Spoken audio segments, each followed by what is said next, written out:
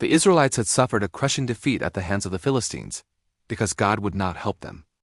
Due to the behavior of the sons of Eli, the high priest, who would not discipline his sons' rebellious and disrespectful behavior towards God. In desperation, the Israelites brought the Ark of the Covenant, the sacred chest that represented God's very presence among them, into the battle, thinking it would guarantee victory by forcing God to help them. Instead, they lost badly, thousands died, and the Philistines captured the Ark. They carried it home as a trophy of war. The Philistines, proud warriors from the coastal plain, hauled this captured Ark into their chief city of Ashdod. And the Philistines took the Ark of God and brought it from Ebenezer unto Ashdod. When the Philistines took the Ark of God, they brought it into the house of Dagon, and set it by Dagon. Who is Dagon? He was the main god of the Philistines, a deity they believed controlled fertility, perhaps the sea or grain harvests. His image stood in the temple, a large statue, probably of a man with fish-like features in some traditions.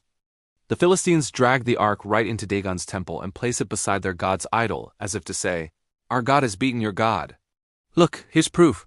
But the very next morning, and when they of Ashdod arose early on the morrow, behold, Dagon was fallen upon his face to the earth before the ark of the Lord, and they took Dagon and set him in his place again. Imagine the shock. Their mighty god's statue has toppled over, face down, right in front of the ark as though bowing in submission. They quickly pick it up and prop it back in place, perhaps thinking it was just an accident. The following morning it gets even more dramatic. And the head of Dagon and both the palms of his hands were cut off upon the threshold. Only the stump of Dagon was left to him, not just fallen again, but broken. The head and hands severed, lying on the threshold, the doorway step, leaving only the torso. In ancient warfare, cutting off an enemy's head and hands was total humiliation and proof of conquest. Here, it's as if the true God has decapitated and disarmed their false god.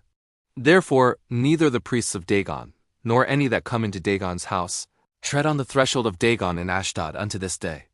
Even generations later, people avoided stepping on that spot out of superstition and fear. But it doesn't stop with the idol. God's judgment falls directly on the people. But the hand of the Lord was heavy upon them of Ashdod, and he destroyed them and smote them with emerods, even Ashdod and the coasts thereof. Emerods here means painful swellings or tumors, likely hemorrhoids, or bubonic plague-like boils. The whole city and region suffer terribly. The men of Ashdod realize what's happening. The ark of the God of Israel shall not abide with us, for his hand is sore upon us and upon Dagon our God. They understand this isn't a coincidence. The God of Israel is striking back. So they call a council of all the Philistine lords, the rulers of their 5 main cities. They decide to move the ark to Gath, but the same disaster follows. And it was so that, after they had carried it about, the hand of the Lord was against the city with a very great destruction, and he smote the men of the city, both small and great, and they had emerods in their secret parts. Panic spreads. They rush it to Ekron. The Ekronites cry out in terror. They have brought about the ark of the God of Israel to us, to slay us and our people. The destruction is deadly throughout the city. The lords gather again, desperate. Send away the ark of the God of Israel, and let it go again to his own place, that it slay us not and our people. For there was a deadly destruction throughout all the city. The hand of God was very heavy there. And the men that died not were smitten with the emerods, and the cry of the city went up to heaven. The Philistines were polytheistic. They believed many gods ruled different parts of life, and battles were fights between those gods. When one nation defeated another, they often captured sacred objects to show their god's superiority. Placing the ark next to Dagon was a deliberate act of religious triumph and humiliation of Israel's God.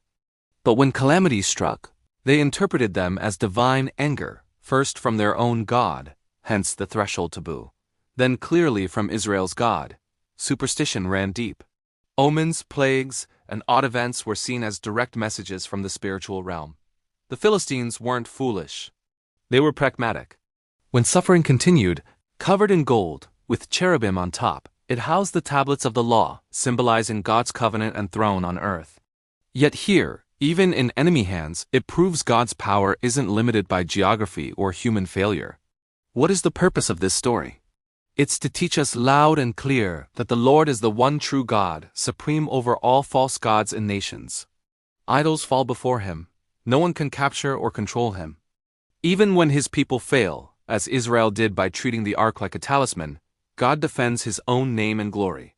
God's sovereignty stands firm, false powers crumble. And it points to the bigger truth: the God who humbled Dagon is the same who triumphs over every enemy through Christ.